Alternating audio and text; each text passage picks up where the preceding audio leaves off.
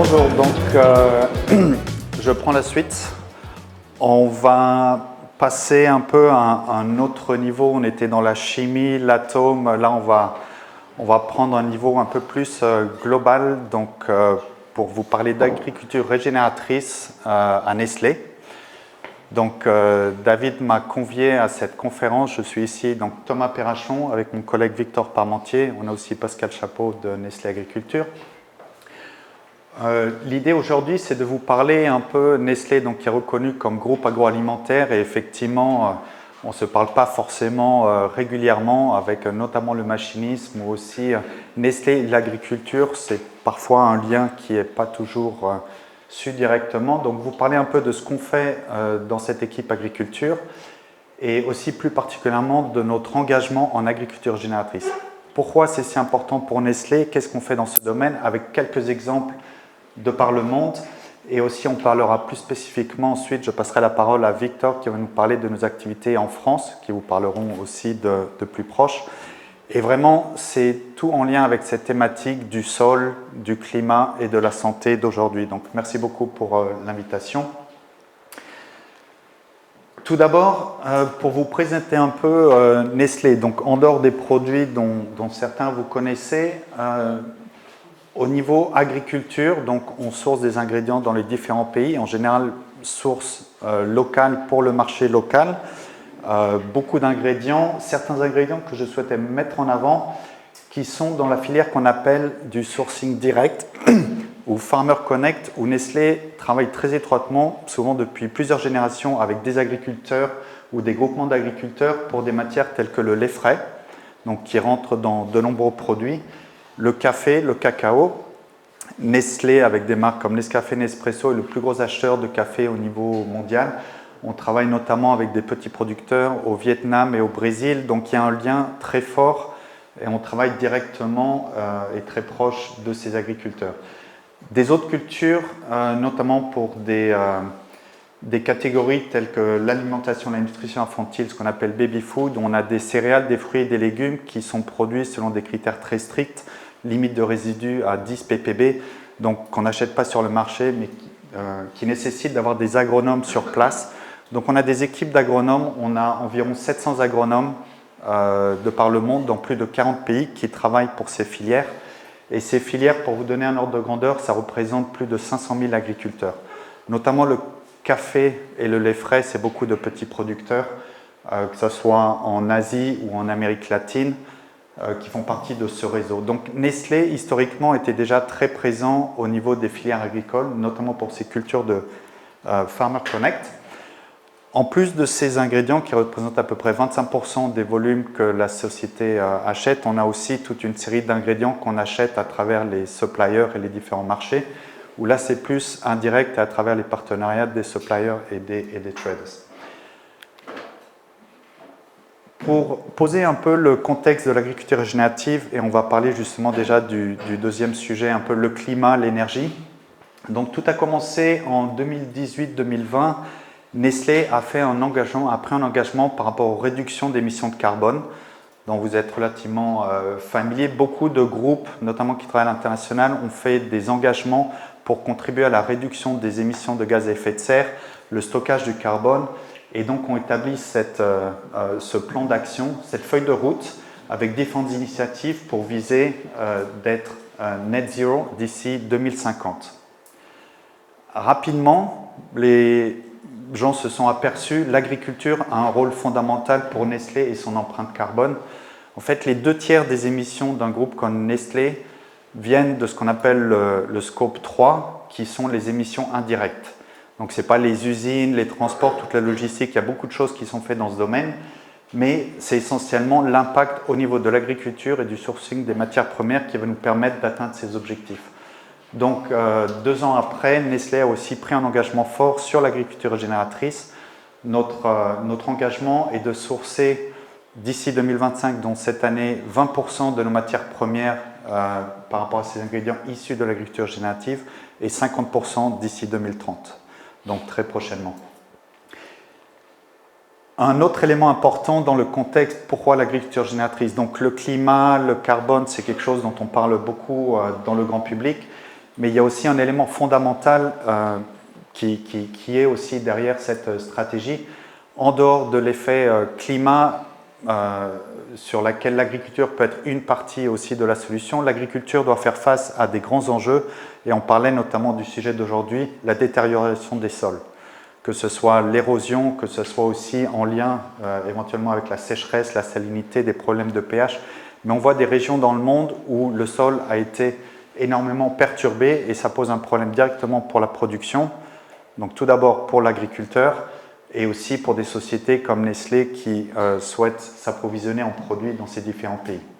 La biodiversité aussi qui est menacée, on voit une perte dans différents pays, que ce soit la déforestation ou aussi au niveau insectes, pollinisateurs, qui impactent aussi les récoltes et le problème de l'eau dans un contexte de plus en plus adverse. Donc dans ce contexte, en fait, que ce soit pour contribuer à la réduction des gaz à effet de serre, mais que ce soit aussi pour améliorer la résilience de l'agriculture, Nestlé s'est engagé, comme je l'avais dit, dans l'agriculture régénératrice.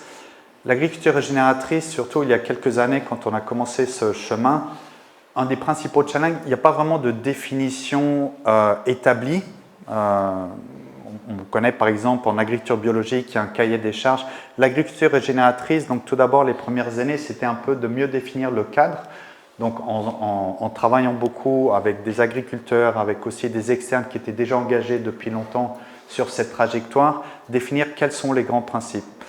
L'idée fondamentale, c'est de dire, on a toute une série de pratiques, on peut appeler ça des pratiques plus ou moins universelles, que ce soit de couverture de sol, d'intégrer plus de rotation, de travailler à l'échelle d'un paysage, mais l'essentiel, c'est d'être dirigé vers l'impact. L'impact selon 3 piliers principaux. Tout d'abord, la santé des sols, la biodiversité et les eaux.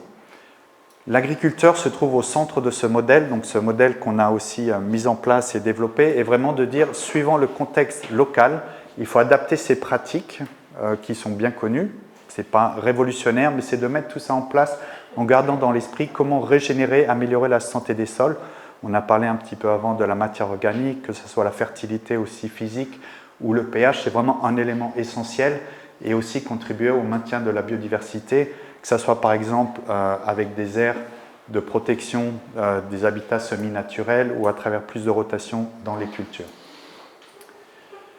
Le sol, toujours pour faire le lien, c'est vraiment un élément de base et depuis le début, on a beaucoup focalisé sur le sol car c'est vraiment à la base de toute une série de services écosystémiques pour l'agriculteur et pour ses environnements, que ce soit au niveau de la gestion de l'eau, pas juste sur la matière organique et la fertilité, mais on le voit aussi sur la gestion de l'eau, notamment dans des milieux relativement arides, où ça permet une bien meilleure pénétration de l'eau et un maintien de l'eau en conditions sèches. Le sol aussi, et je pense que ça sera un lien avec la session suivante avec Pierre-Vel, c'est tout commence avec des sols en bonne santé.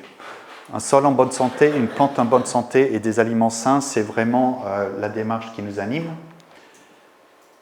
Par rapport à cette stratégie et donc cet engagement dont j'avais parlé, d'atteindre 50% d'ici 2030, donc si vous vous souvenez, on avait 20% qui était l'objectif pour cette année, on est déjà sur les chiffres de l'année dernière à 21%, c'est-à-dire essentiellement en commençant avec ces agriculteurs que nous avons en Farmer Connect, donc où c'est plus facile de mettre les choses en route, on atteint déjà 21% des ingrédients au niveau mondial qui sont sourcés avec des agriculteurs qui pratiquent de l'agriculture selon un mode agriculture régénératif. Pour établir cela, donc, on a aussi mis en place différents frameworks.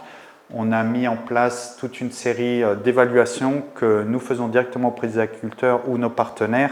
On est audité aussi chaque année, donc ça fait partie vraiment des engagements publics de Nestlé. Et il y a vraiment une grande organisation derrière pour être sûr qu'on accompagne ce changement. Pour l'instant, pour citer quelques exemples, on a aussi mis en place un centre de recherche, donc le Nestlé Agri-Science Center, qui est nouveau depuis environ 4 ans, qui était un gros investissement pour la société, qui travaillait déjà sur des cultures, notamment le café, où ils font aussi de breeding, du développement de variétés, mais qui maintenant fait beaucoup plus pour essayer de vraiment mieux développer ces initiatives. Le framework dont je parlais, donc il n'y a pas vraiment de standard, mais on a commencé aussi à mettre en place et à diffuser et ensuite aussi travailler avec des partenaires externes pour s'aligner, pour faciliter la transition en agriculture générative. Et aujourd'hui, donc j'ai mentionné le lait, les céréales, les légumes et on atteint aussi toute une série d'autres cultures telles que la canne à sucre, entre autres. Un point important, c'est aussi, sans rentrer dans le détail, mais je pense comme on est ici en France, mais à garder en tête dans ce contexte justement, l'agriculture régénérative doit être customisée pour un contexte local. Et un des challenges pour une société comme Nestlé, donc on a des opérations à travers le monde, vous voyez les volumes dont on parlait, les 21% sont vraiment éclatés à travers toute une série de cultures, toute une série de pays, à la fois avec des agriculteurs par exemple aux États-Unis ou en Europe, et aussi les petits producteurs, que ce soit en Afrique ou en Asie. Donc c'est vraiment un des challenges qu'on a eu et qu'on a toujours. On est aussi très humble sur ce cheminement. C'est vraiment, beaucoup de choses sont aussi encore à mettre en place, mais c'est vraiment de commencer avec un cadre et d'ensuite de travailler avec les acteurs locaux pour la mise en œuvre. Les grands principes dont on avait parlé, excusez-moi, certains textes sont encore en anglais, mais c'est vraiment, on arrive très fortement sur encourager le nombre de rotations, donc sur des rotations plus longues, et on demande à nos fournisseurs de mettre en place justement plus de rotations. On doit aussi s'organiser parfois avec des autres partenaires qui vont prendre les autres cultures de ces agriculteurs, mais c'est vraiment un élément fondamental. Que ce soit la promotion des rotations, le travail du sol, la couverture du sol, c'est vraiment la base dans notre framework d'agriculture régénérative. Ensuite, là où c'est possible, c'est aussi améliorer l'intégration avec l'élevage, l'utilisation de matières de fertilisateurs d'origine organique.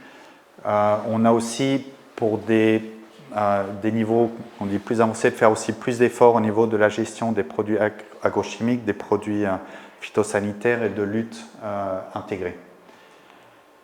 Ces pratiques, comme je le disais, donc bien qu'elles soient universelles, il faut vraiment, et c'est ça le gros travail, les adapter au contexte local. Je vous donne juste quelques exemples. Donc c'est un exemple, le lait frais. Donc par exemple, c'est au Pakistan, c'est une ferme pilote sur laquelle on travaille avec la R&D et aussi avec les partenaires locaux. Où on travaille vraiment sur l'ensemble des éléments de la gestion, que ce soit la gestion de l'élevage, que ce soit la gestion des champs, les pâturages, les rations alimentaires, au niveau de l'énergie aussi. Donc on parle de panneaux solaires, le biogaz, l'intégration avec des capteurs. Donc c'est vraiment de mettre en place et de tester dans le contexte local ce qui va permettre d'avoir les impacts positifs dont on parlait tout à l'heure, y compris avec une approche au niveau de nouvelles technologies. Ce qui est important, c'est vraiment pas que de la technologie, c'est pas ça qui va résoudre, mais c'est vraiment comment s'adapter, comment intégrer et commencer avec des choses très simples. Donc toujours au Pakistan, on vous montrait une ferme pilote, mais on travaille aussi avec nos agronomes et les agriculteurs au niveau local sur la santé des sols, avec des tests relativement simples qui peuvent être adoptés dans les différents contextes, avec un test beige, avec quels sont les principaux indicateurs de qualité des sols. Donc on a travaillé avec différents partenaires, notamment Pascal Boivin, certains d'entre vous qui le connaissent, pour, parmi tous ces indicateurs de qualité, toutes ces pratiques, quelles sont les principales à mettre en place en premier pour commencer ce cheminement vers l'agriculture génératrice. Et un exemple au Pakistan, donc on a réalisé ces pilotes avec ce qu'on appelle le Soil Health Framework, c'est une approche, une démarche pas à pas, qui aide les agriculteurs à faire un premier diagnostic sur les problèmes principaux du sol, quels sont les leviers d'action, et notamment je fais le lien avec le machinisme. Là, il y avait vraiment un gros travail par rapport au travail du sol, un travail par rapport à la compaction. Ils voulaient passer au semi-direct et c'est très dur de trouver sur place justement l'expertise, et c'est un peu ce qu'on essaie de contribuer à travers cette mise en réseau. C'est vraiment, tout commence par un bon diagnostic et ensuite d'apporter à travers les réseaux l'expertise qui va permettre de faire le premier pas. Un autre exemple, café, une autre culture très importante, donc quelques images du Vietnam. Dans le café, notamment, c'est là où on pousse assez fortement l'agroforesterie. Donc le café, déjà historiquement, par rapport aussi la culture sous ombrage qui est bénéficiaire pour le café, mais on introduit aussi des cultures intercalées, par exemple d'épices au milieu du café. C'est vraiment introduire beaucoup plus de biodiversité qui peuvent aussi fournir un revenu additionnel à l'agriculteur. Et on a des projets, donc je mentionnais le Vietnam ou le Brésil, à grande échelle pour cette culture principale. Je reviens aux grandes cultures, un exemple un peu plus proche. Donc ça, c'est un exemple au Mexique. Cet exemple est intéressant puisque c'est une région au Mexique où sur les 5 dernières années, on a vu une très forte baisse des surfaces en blé par rapport à des problèmes de sécheresse. Et en fait, ils ne pouvaient tout simplement pas cultiver, donc il fallait vraiment changer les pratiques. Ça montre bien l'exemple pourquoi, en dehors de l'aspect climat, impact positif sur la planète, c'est vraiment un impératif pour la planète, mais aussi pour des groupes comme Nestlé qui travaillent dans l'agriculture. Si on a une vision à long terme, on sait très bien que le système actuel a aussi une certaine impasse. Et dans certaines régions, on voit qu'il a fallu réadapter les pratiques. Donc, dans cet exemple du Mexique, on travaille, ce que je voulais mentionner, c'est avec le partenaire local CIMIT, par exemple, qui est un organisme de recherche qui fait beaucoup de recherche appliquée sur tester les différentes pratiques, faire des formations auprès des agriculteurs, petits groupes d'agriculteurs, pour avoir les impacts recherchés. Donc c'était un projet sur 3 ans. Juste mentionner quelques éléments. Donc ça a permis, y compris d'avoir une meilleure défense au niveau rendement. Donc ceux qui ont adapté les pratiques régénératives ont un rendement supérieur à ceux qui ne l'avaient pas appliqué, puisqu'on est dans un milieu très sous stress très, très important. Pour avancer un petit peu, donc vous voyez les exemples, c'était juste pour vous donner quelques idées, mais un autre challenge pour contribuer aussi à la discussion, c'est ensuite comment on met ça à plus grande échelle. On a beaucoup d'exemples à travers le monde et c'est toujours très encourageant, et ici aussi, mais de montrer, tiens, il y a un témoignage, quelqu'un qui a vraiment réussi, parfois après quelques années, après des erreurs, mais qui a réussi à avoir un résultat vraiment très positif. Mais le challenge, c'est vraiment comment passer au niveau grande échelle et surtout pour avoir les bénéfices au niveau de ce qu'on appelle une approche paysage. Et je voulais juste mentionner un aspect essentiel, justement, Nestlé ne travaille pas tout seul là-dessus, mais c'est de trouver les partenaires, que ce soit des coopératives, des groupements d'agriculteurs, ça peut être des entreprises de machinisme ou autres, mais de comment fédérer un peu les énergies pour arriver à vraiment avoir un impact au niveau grande échelle. Une de ces approches qui va nous permettre de faciliter aussi la transition, encore une fois, je disais, Nestlé ne veut pas travailler tout seul, mais donc en 2020, on avait commencé à définir notre framework, mais on participe aussi à des initiatives comme SAI, c'est Sustainable Agriculture Initiative, qui représente les différentes parties prenantes des entreprises agroalimentaires. Donc, d'essayer de trouver un peu justement sur les pratiques principales et de mettre en place un cadre qui facilitera l'adoption, parce que si chaque société, chaque groupement vient avec une définition différente, on sait que ça rapporte beaucoup trop de complexité et l'idée c'est vraiment de se fédérer sur les grands principes et de pouvoir mieux promouvoir l'agriculture régénératrice, que ce soit au niveau du secteur agricole et aussi au secteur institutionnel. Pour cette dernière partie, et ensuite on verra un cas particulier donc, de la France, le rôle de Nestlé, donc c'est vraiment, on essaye de développer, que ce soit d'un point de vue expertise et notre réseau de R&D, un peu quelles sont les bonnes pratiques, ensuite de supporter les agriculteurs sur ce partage de bonnes pratiques et aussi sur certains projets avec un soutien financier, un soutien aussi à travers la gestion de risque, puisque c'est une période de transition qui a du risque, et on voit que c'est aussi le rôle de Nestlé de contribuer à ce support. Par rapport au support technique, je souhaitais mentionner justement l'importance des connaissances, des échanges. C'est aussi pour ça qu'on est là, c'est vraiment d'écouter, d'échanger des bonnes pratiques. On a toute une série de formations, on peut dire formations classiques par exemple, qu'on diffuse auprès de nos agronomes, qu'on ouvre aussi auprès des agronomes de nos suppliers ou des agriculteurs à travers notamment toute une série de vidéos, de conférences, de masterclass. On voit notamment Frédéric Thomas qui est là, qui fait partie des experts, ou Célestalab aussi. On essaye vraiment, d'ailleurs puisqu'on travaille avec Ecosystem, pour l'anecdote, donc on a aussi ce réseau d'experts, notamment en France, mais qu'on essaye de déployer à l'international auprès de nos réseaux d'agronomes. Donc ça, je pense, c'est aussi intéressant et à relever qu'en France, il y a vraiment une expertise et on voit bien quand on fait ces conférences, ces masterclass avec des gens d'à travers le monde, y compris des petits agriculteurs qui ont vraiment une grande appétence pour l'expertise, y compris l'expertise ici en France. On a une série de formations plus classiques sur le terrain, mais très importantes. Et pour finir, juste sur quelques tendances aussi, David me disait, peut-être pour vous donner une perspective donc de là où on essaye d'utiliser justement pour diffuser au mieux. Je vous rappelle 500 000 agriculteurs, par exemple, dans notre chaîne Farmer Connect. 700 agronomes, ça paraît beaucoup, mais à l'échelle du nombre d'agriculteurs, c'est vraiment très peu.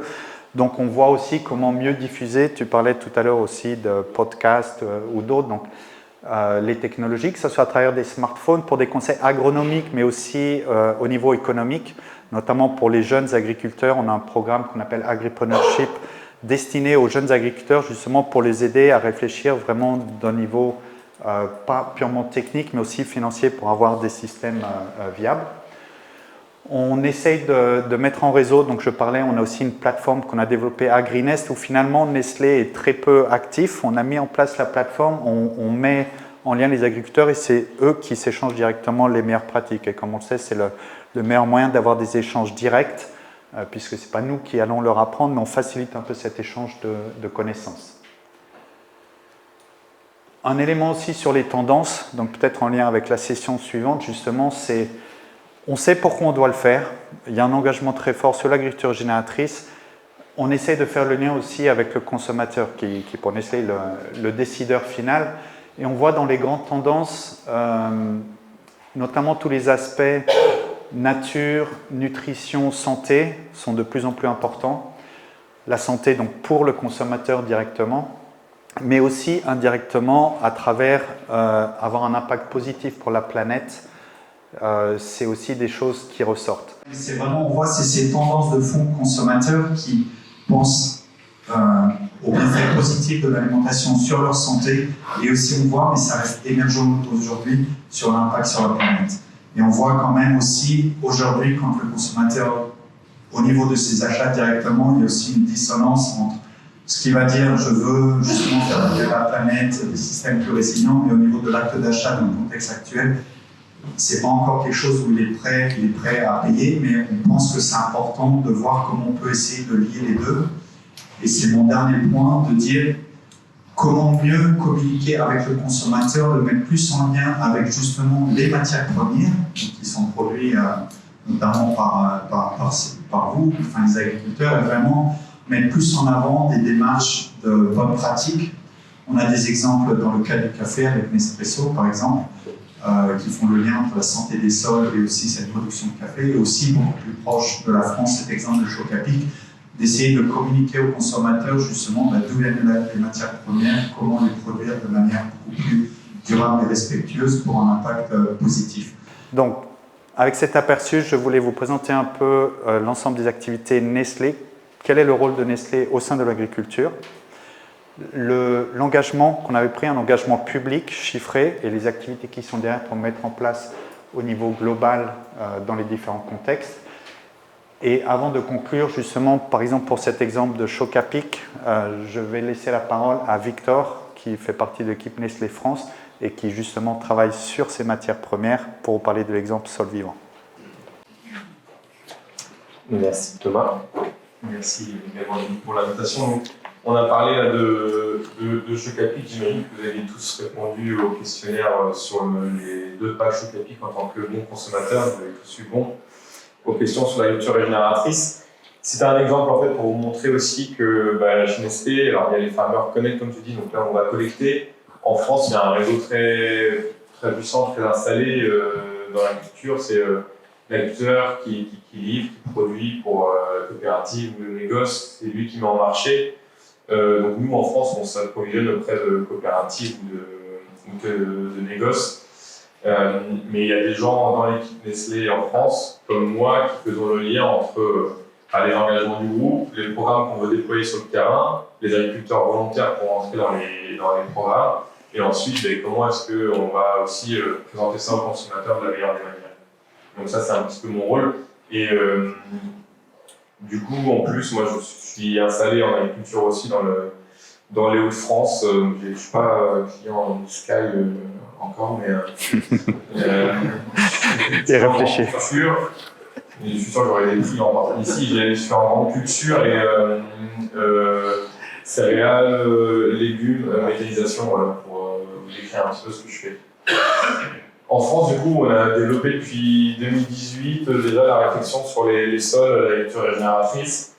Et en gros, on a un truc très simple aujourd'hui. Vraiment, les gros axes pour nous, c'est couvrir le sol, la rotation des cultures et réduire le travail du sol.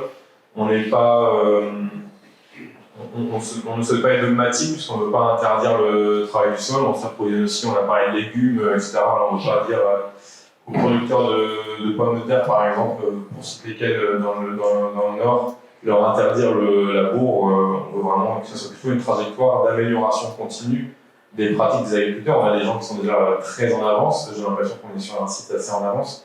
Des gens très en avance, des gens qui démarrent, qui ont la volonté d'avancer. Donc, il faut les accompagner aussi. On le fait comment? On le fait avec différentes actions qu'on met en place. Donc, soutenir techniquement, on a parlé d'écosystème de Frédéric Thomas. Voilà, des formateurs qu'on propose aux coopératives, qu'on propose aux groupes d'agriculteurs qui travaillent avec nous. Surtout aussi, on mesure chaque année un certain nombre d'indicateurs pour voir où situe l'agriculteur et comment il progresse. Et ça fait un peu une fiche d'objectif. Voilà jusqu'où on peut aller. Et puis ça permet aux agriculteurs aussi se comparer entre eux sur des choses vraiment très factuelles, dont je vais vous parler après. Et enfin, valoriser, puisque ça c'est bien, mais ce qui compte, c'est ce qui rentre à la fin sur le compte de la ferme. Donc il y a des primes en fonction des résultats de l'agriculteur, des primes sur les matières premières qu'on achète. Et ces primes, elles sont en fonction de différents niveaux dans lesquels on range entre guillemets les agriculteurs en fonction de des résultats qu'ils arrivent à atteindre avec leurs pratiques. Encore une fois, on a parlé, il n'y a pas de définition d'agriculture régénératrice, donc il n'y a pas de blanc ou de noir. Ce qu'on essaie de faire avec des conseils aussi techniques, c'est de voir comment est-ce qu'on peut dire qu'on est avancé, qu'est-ce que c'est qu'une pratique ou qu'un résultat qui dit qu'un agriculteur est plus ou moins avancé. Pour ça, on fait du coup différents types de mesures. Donc là, la bêche, donc le truc classique de mesure sur le terrain, in situ, avec des analyses de sol. Alors en français, qui sont existantes chez l'agriculteur, on en fait à l'entrée dans le programme. Ça, on ne peut pas y couper. Et aussi des choses où on essaie d'avoir la capacité de mettre plus facilement à l'échelle, donc d'avoir des mesures qui sont faites de manière automatique, qui demandent aussi moins de temps. Il n'y a pas de temps par l'agriculteur, ou moins de gens qui vont déplacer en voiture dans toutes les fermes. Donc on a notamment soutenu le développement d'une entreprise qui s'appelle Karma, qui mesure la durée de couverture des sols par satellite. Ça, c'est super intéressant, je vous invite à regarder si vous êtes intéressé par ça. Et en gros, ils arrivent, ils utilisent ce qu'ils font, à mesurer la durée de couverture des sols d'un sol, d'une parcelle, et ensuite, du coup, en moyenne d'une ferme, et ensuite, du coup, en moyenne d'une petite région agricole. Et on compare l'agriculteur avec ses voisins, avec sa petite région agricole, et on arrive à avoir des agriculteurs qui ont globalement un système qui correspond à ce qui se fait autour, ou alors légèrement différent. On voit s'ils couvrent beaucoup plus que le reste, beaucoup moins. Et donc, chaque année, on peut voir aussi une évolution de ça. Et c'est intéressant parce que c'est annualisé, donc en fait, le climat est pris en compte et de la même manière pour tout le monde. Et avec tout ça, on fait un set d'indicateurs. Alors, donc la couverture, le travail du sol, etc. On a rajouté des choses pour aller aussi. On a parlé de l'impact sur le climat, donc on a rajouté des volets sur la fertilisation, notamment. Vous savez sûrement que l'engrais azoté sur une ferme conventionnelle, c'est à peu près 70% de l'empreinte carbone, donc des émissions de gaz à effet de serre. Donc c'est un volet important à travailler. On essaie de travailler vers les couverts, mais aussi d'autres manières de travailler. Donc voilà un set d'indicateurs assez importants qu'on a développé. Et donc, pour vous dire un petit peu où est-ce qu'on en est aujourd'hui, donc on a démarré avec un groupe d'agriculteurs relativement important. Il y avait 200 agriculteurs au début quand on démarrait. En fait, on avait déjà des programmes en place. On s'est appuyé sur ces gens-là qui étaient aussi déjà assez engagés pour construire des indicateurs qui leur semblaient pertinents aussi. Et on a commencé à contractualiser. Donc, je pense qu'on était les premiers en France à avoir des contrats agriculture régénératrice, donc des agriculteurs qui étaient payés avec des primes, qui avaient des formations pour en gros faire plus de couverts et moins travailler le sol. Je pense qu'on était vraiment les premiers à faire ça. Donc, on a démarré en 2022 et on a réussi, alors contrairement aussi à ce que tu disais Thomas, où ça va aussi vite parfois dans certains pays parce qu'on connaît les agriculteurs et il y a plein d'agronomes. Nous, ça allait aussi vite grâce aux coopératives parce que on va avoir un fournisseur et puis ils nous trouvent tout de suite les 40 plus motivés sur le sujet, ils les connaissent. Donc ça allait assez bien et donc on est arrivé en 2023 à 300 agriculteurs, 340 contrats. Vous voyez là nos zones d'approvisionnement, alors nous on est beaucoup dans le nord parce qu'on a des usines qui sont principalement dans le nord, un petit peu en Bretagne et puis secteur Côte d'Or à peu près. C'est lié à nos usines. C'est principalement en matière première des céréales, betteraves à sucre, un petit peu de légumineuses, du pois. Donc là, on arrive chez les agriculteurs à avoir 1, 2, 3 ou 4 cultures. C'est ça qui est intéressant aussi. Il y a un agriculteur dans les Hauts-de-France qui peut faire avec nous blé, maïs, betterave, pois. Donc il y a déjà 4 valorisations pour faire des couverts sur sa. Enfin, un peu plus que faire des couverts, mais grosso modo, sur sa ferme. Mais on va aussi chercher maintenant un peu plus loin, et c'est ce que disait aussi Thomas, aller chercher d'autres partenaires. J'ai parlé de la pomme de terre, donc est-ce qu'il y a des acheteurs de pommes de terre qui sont intéressés par ces pratiques-là? Le colza, on n'est pas des consommateurs de colza, c'est une culture qu'on trouve beaucoup en France aussi.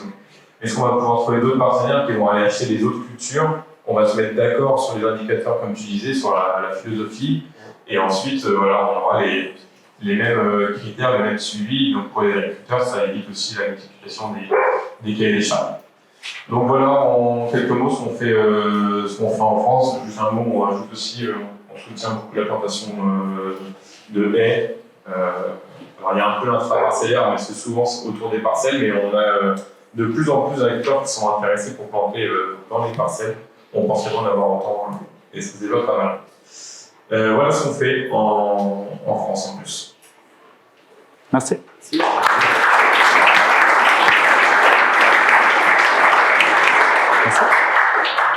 peut-être un peu de questions pour Thomas. Sinon, on passera devant. Oui. C'est juste des questions de compréhension qualité par rapport aux agriculteurs que vous accompagnez à travers des grandes masses, on va dire à l'échelle mondiale. Je pense qu'il y a une sorte de cahier des charges qui a dû être rédigé, des choses comme ça, pour définir des critères, des méthodos, etc. Ça a été écrit par vous et validé, officialisé, ou comment c'est... Oui. C'est le. Alors, c'est. Ouais, et beaucoup de boulot derrière, mais ça a été écrit par nous, mais en partenariat. Je vous parlais tout à l'heure de l'importance des partenaires, des acteurs, donc à travers le monde. Il y a, par exemple, Wageningen, qui est très reconnu en Europe, TNC. C'est eux qui nous ont aidés aussi à définir un peu le cahier des charges, ce que j'appelais les pratiques, un peu les grandes pratiques principales. Donc ça, c'est ce qu'on appelle le framework. Et ensuite qui a été ajusté par culture. Par exemple, on a pour le lait frais où on a dû intégrer aussi toute une série d'indicateurs sur l'élevage, ou par exemple pour le café, les cultures pérennes, c'est différent des cultures annuelles. Donc c'est toujours de trouver quelle est la définition de base minimale, et ensuite pour chaque culture plus spécifique, on doit introduire certains critères additionnels. Victor avait montré, par exemple, les indicateurs, donc, comme j'ai mentionné, la culture des sols, les rotations, le travail du sol sont de base pour le niveau minimal. Donc, dans tous nos frameworks, c'est au moins un minimum, et on a une approche au niveau de la ferme, pas juste au niveau du champ, mais réfléchir au niveau de l'exploitation. Par exemple, il faut qu'il y ait au moins 30% des surfaces qui sont avec un couvert de plus de 10 mois par an, en gros. Donc ça, c'est le critère qui a été défini, qui a été validé en externe et qui est publié.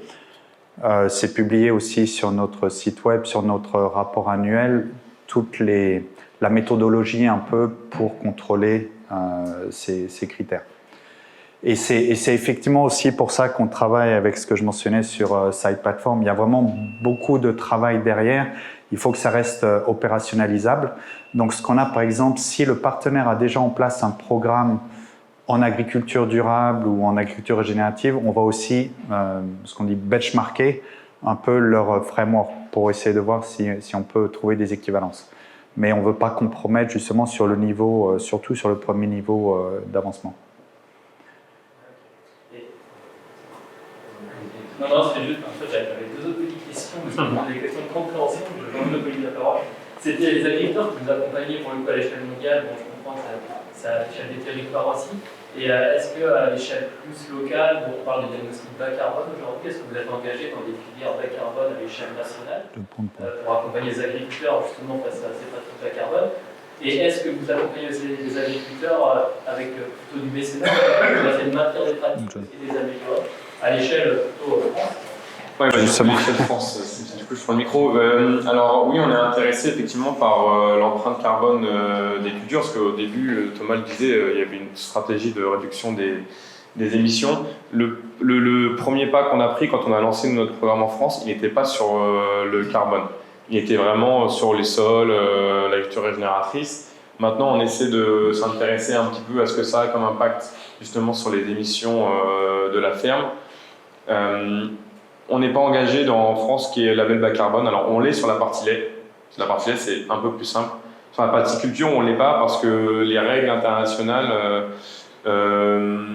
nous empêchent de comptabiliser des crédits carbone en gros dans notre stratégie. C'est un peu compliqué, mais enfin c'est pas super compliqué, mais c'est pas forcément votre métier, donc on va s'en passer. Mais voilà, on peut pas faire ça. Par contre, on peut collecter des données, calculer l'empreinte carbone de votre blé et dire qu'elle est moins importante que du blé en moyenne en France, je sais pas quoi, et du coup voilà, atteindre nos objectifs comme ça.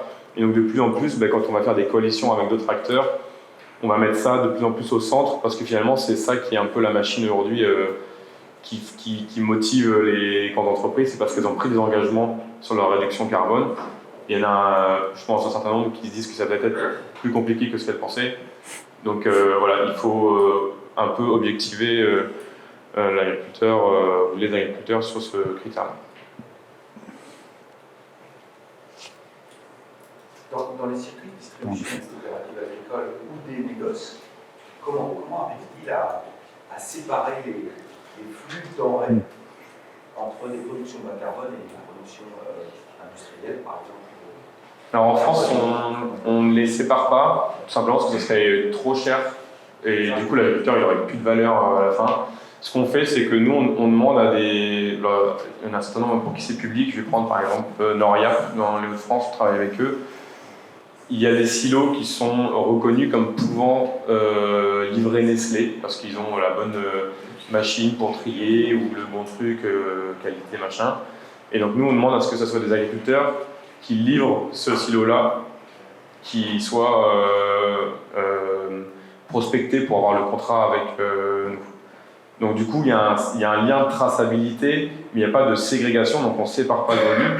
En fait, en blé, par exemple, on arriverait à le faire si on a des volumes intéressants. Et dès que vous allez sur le sucre, on ne peut pas demander à Tereos d'arrêter sa production, faire rentrer les betteraves Nestlé, nous livrer et de relancer après. Ils veulent bien le faire contre un truc genre 5 millions d'euros, donc on n'a pas aucun intérêt. Mais du coup, voilà, on essaie de travailler le plus possible, comme ça on est avec des agriculteurs aussi qui sont proches de nos usines, finalement. Il y avait une question là-bas. Je voulais savoir ce qui a fait votre choix d'opter pour l'agriculture régénérative. C'est un concept, moi j'ai encore un concept, c'est un ensemble de pratiques, c'est pas facile à définir. Et vous l'avez dit vous-même au départ, pour moi ça reprend certains des principes de l'agroécologie, oui. Pas tous, mais voilà, c'est un peu le fond de la question. C'est pourquoi vous n'êtes pas vous appuyé sur, vous avez cet objectif de cette vivante, vous partagez plein de ces objectifs-là. Pourquoi ne s'est pas appuyé sur les cahiers des charges de l'agriculture biologique ou de l'agroécologie et d'être parti sur cette approche d'agriculture régénérative? Alors là, on rentre justement, c'est dans la terminologie, parce que agroécologie, agriculture de conservation, agriculture régénérative, Mais pour moi, en tout cas, c'est vraiment les mêmes principes.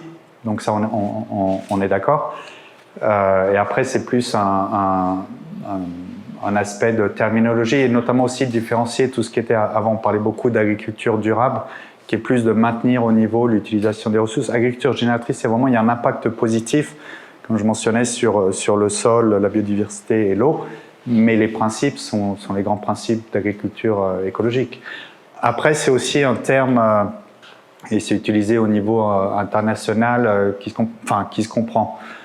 Dans la mesure du possible, je pense, suivant les pays, il y a des gens ou même consommateurs ou agriculteurs qui n'utilisent pas ce terme, mais c'est un peu pour nous, sous ce terme, les grands principes de l'agriculture écologique, agroécologique.